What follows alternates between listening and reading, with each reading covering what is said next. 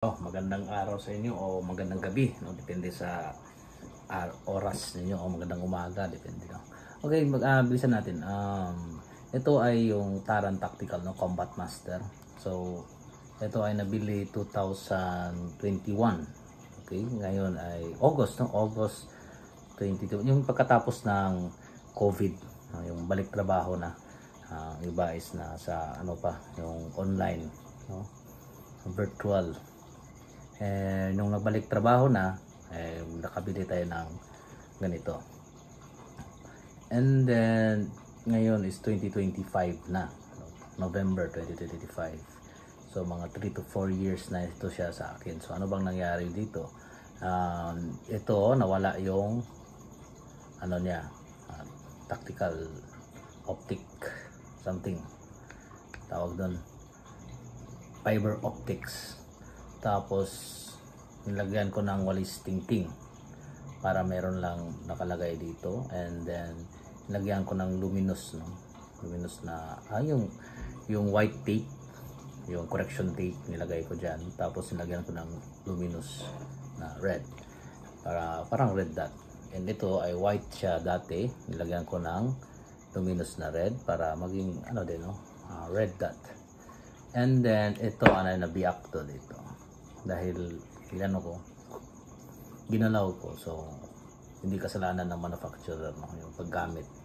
However, ito natatanggal to pero nadikit ko, and ito yung sa loob, yan yung nozzle nasira yan, yung isa, tapos nung pagbili nito may isa pa, no, may extra. So ito ay double bell crisp, hanggang ngayon gumagana pa. And ano pa, nagtagal yung nozzle ng isa kasi ang ginawa ko yung housing niya ganito, yan yung spring niya, no? Parang ito yung nozzle, tapos may leg, no, paa, tapos may spring, no? Nozzle spring. Mabangga siya hanggang na yung stopper natanggal na bali. So ginawa ko, nakita ko yung bangga niya sa buong nozzle, nilagyan ko ng yung ano lang sa pusporo, nilagay ko sa gilid, yung kung sample bilog, no, lagyan ko yung sample natin ito. So ito yung leg niya, nabali itong leg niya. So napansin ko na ganyan siya, salpak, no, pero may space pa dito. Ito lang yung may tension siya. So nilagyan ko ng posporo, no? Maliit lang, no? Parang stopper lang, kalso on both sides, parang dalawa yata, parang triangle sila or something, no? Ganyan, kaganyan pataas dito, yan siya banda, no? Sa taas ang ganun, nakaganon siya, nakaganon siya. So nilagyan ko yan dito, parang 4 yata nilagay ko. Enough lang na hindi niya ma-full, no, or ma-distribute yung tension. Hanggang ngayon hindi na siya nasira, no. And yun, lubricate na nalaro ko na ito, no. In fact, nag-champion tayo dati, no, sa Cagayan de Oro, no. Ano lang, sa office. And ano pang nasira dito? Ito nahulog, tapos nilagyan ko lang ng something sa parang ganun niya sa loob, ganyan, nilagyan ko lang ng teflon, no, para magtigas lang siya. And then internals, wala, no, basically wala tayong complaint sa internals. Binuksan ko ito, no, dahil i-swap ko sana sa Tokyo Marui ng Gold Elite the grandfather. Ito magpasok, ito match sila, ito match, pero hindi mag-play yung yung internals. Parang ito mas masikip kung ilagay dito. Kung ito naman nandito, mas maluwang siya, so may gap siya. So kahit natin nung lip spring, pag arrange na natin, hindi talaga, no, hindi siya parang masyado siyang mahigpit. Kasi maganda kasi yung ano niya, yung lower niya. Maganda din yung trigger niya. May adjustment dito sa lalim, kung makita niyo na may adjustment yan, no. May butas yan diyan. Lagyan ng Allen ring, tapos yung adjust niyo yung trigger, no. So basically ano, maganda, no, maganda siya, no, for cheaper or affordable na laruan. Ayan. Ito mga gas-gas. And then nabaklas ko na ito on rose gold. Meron thread dito. Hanggang ngayon, no, ano pa rin, tawag dito, gumagana pa rin pati yung mga locks. Ayan. And kahapon or yung isang araw, yung ano niya, yung magazine na bitawan ng kasama ko kasi pinahiram ko, lagay ng BBs dito na bitawan niya na biyak dito. So kaya lang ito ay Wii and compatible po siya sa Wii, so hindi naman masyado big deal.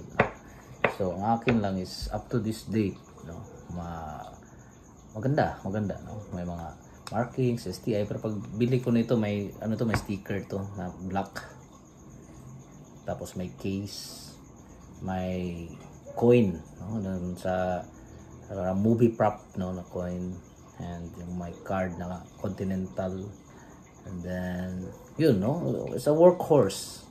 Kung hindi sayang yung pera talaga, no, kung may konti lang tayong ginalaw. So kung hindi ko na galaw ito hanggang ngayon, still, no, working, maganda aesthetics na lang ito.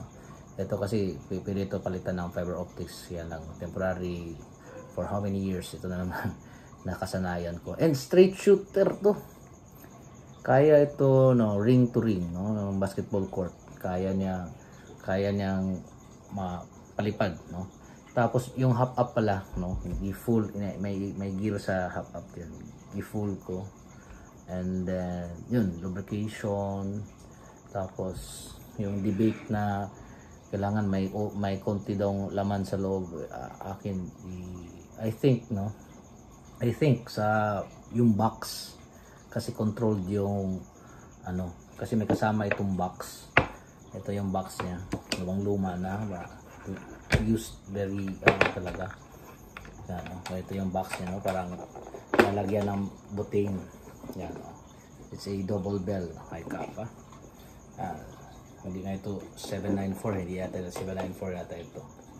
Anyway, so pag titingnan natin yung box, may ito yung sticker niya dati, kung makita nyo. Tapos may kasama itong panglinis. Tapos mayroon yung mga Allen rings, ewan ko saan ko nalagay, dito yata sa baba. Yan, ito dito ko pala, ito yung nabiak. Yan. So explain natin. Ito ganyan siya.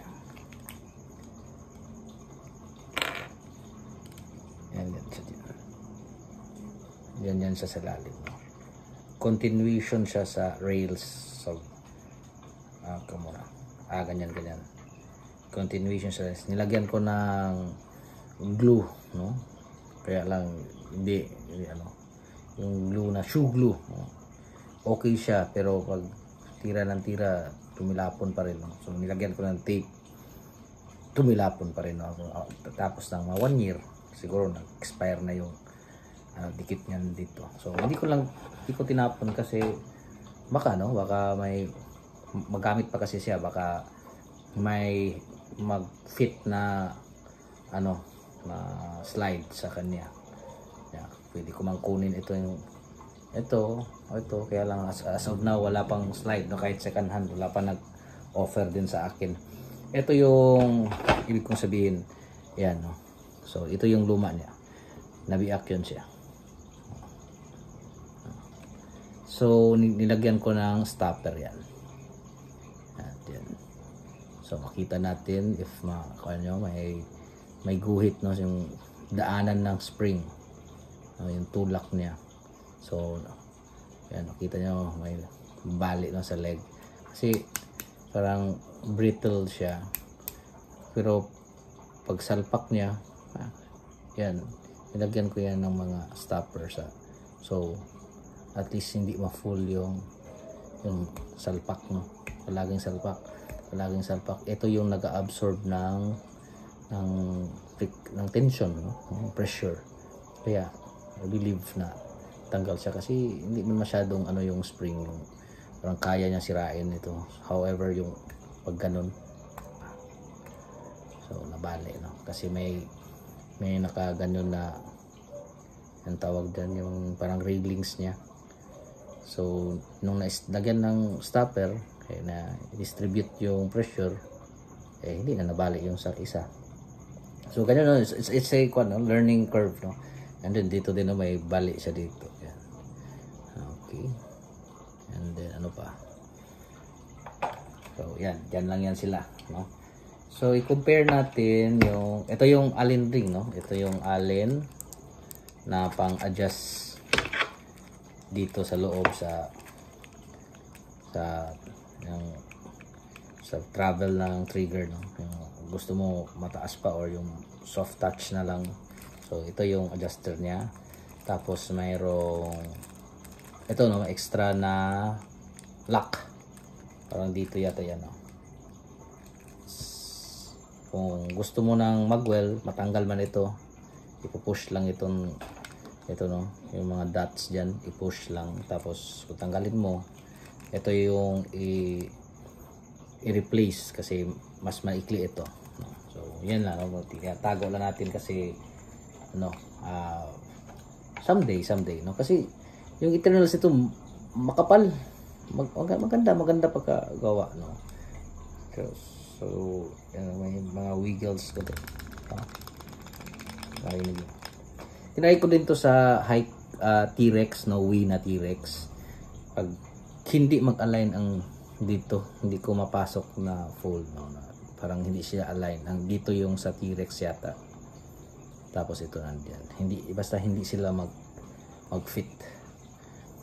Okay, kasi kung sana unang change ko na lang na but the aesthetic wise, kitang-kita niyo ng mga gasgas, well used. Okay. Isang bag ng mga 2,000 plus na BBs na gamit ko dito at ilang, siguro mga 10 na green gas, hindi ko maalala, siguro mga 5, 6, 7, basta naubos yung, kasi nakabili ako ng bagong bag, no, yung 20 grams na pellet ng BBs. So yan, anyway, so i-compare natin itong ito po ay Tokyo Marui na magazine, fit po, no? Ang difference nila is ito malaki, yan, sa Wii maliit, yan. Sa ito naman yung original na niya, kasama niya, parang ganito din, no? Malaki yung tawag dito, yung pinapalo para maglabas yung air, yung valve. So ito po ay 5.1 ang nakalagay, no? 5.1. Pero itong gold match, Tokyo Marui gold match, ano natin, mas mataas po, no? Kung makikita nyo, mas mataas yung golden bell, right? Pero sa nila, sa frame din, mas mataas din yung yung double bell, no? Yung dito, kahit ito pa, yung cut niya pa slant natin okay, pa ang cut niya, rose gold yung at ito naman ang cut niya is kabaliktad, right? So i-try ko din no sa kung magka-pair sila. Hindi no, hindi sila mag-pair. And try natin na ito no, mabangga siya dito. Hindi siya fully pasok because I think no yung dito may notch na may daanan. Ang sa ito ay parang straight. Tapos naman dito is parang may anong tawag diyan, funnel, parang ganun. So hindi sila compatible. So gitry ko din yung trigger kasi maganda yung trigger dito. Balik dito, hindi din pwede no. Parang they are not hindi sila soulmates. Anyway, so I think na sa hammer, sa beaver, hindi din pantay no, mas slimmer ito mas wider.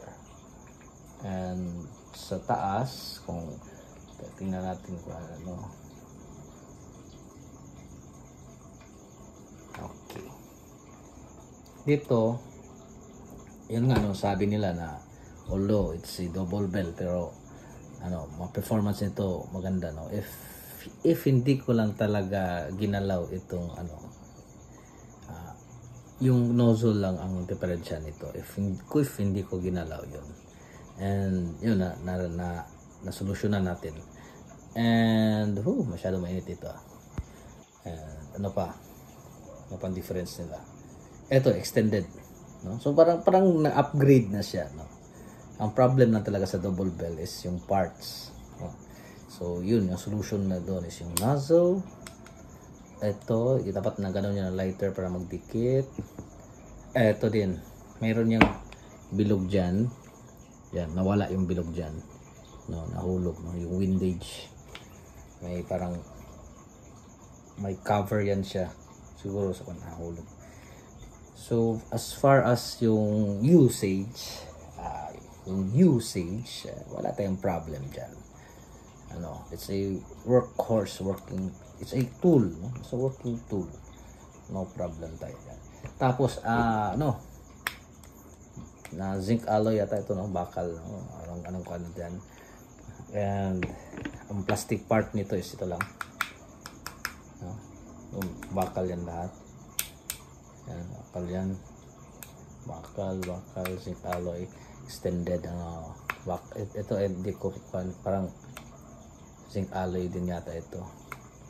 So majority, so mga 90% siguro ito lang talaga yun. Tapos ito na kung parang bakal din ito. So maganda yung internals ito usually masisira yung mga yung mga dalawang paa ganun yung release at saka yung cock. At ito lumilipad yung screw dito yung parang may stopper yan, may maliit dyan. So ang ginagawa ko pag matanggal siya, dahan-dahanin lang no, dahan-dahanin lang, tapos hindi yan, mag-push yan siya pero makatch dito sa gilid, hindi full no? Huwag biglain, yan siya, slow na push.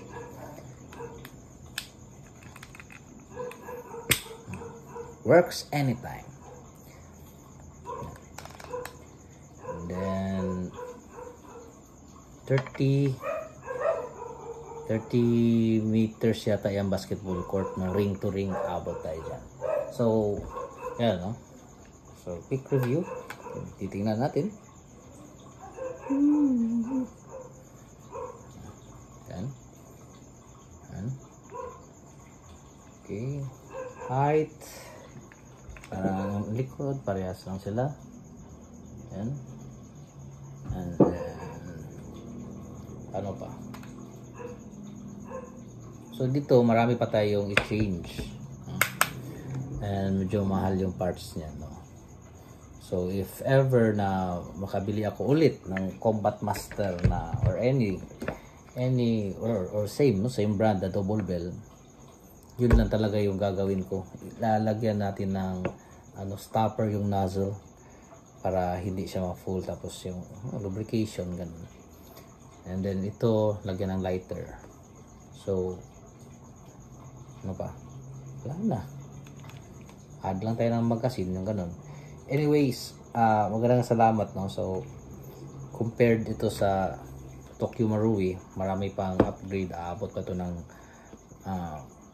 libo. Ito is parang satisfied na yata sana. Kaya lang talaga. Anyway, salamat po. Thank you very much.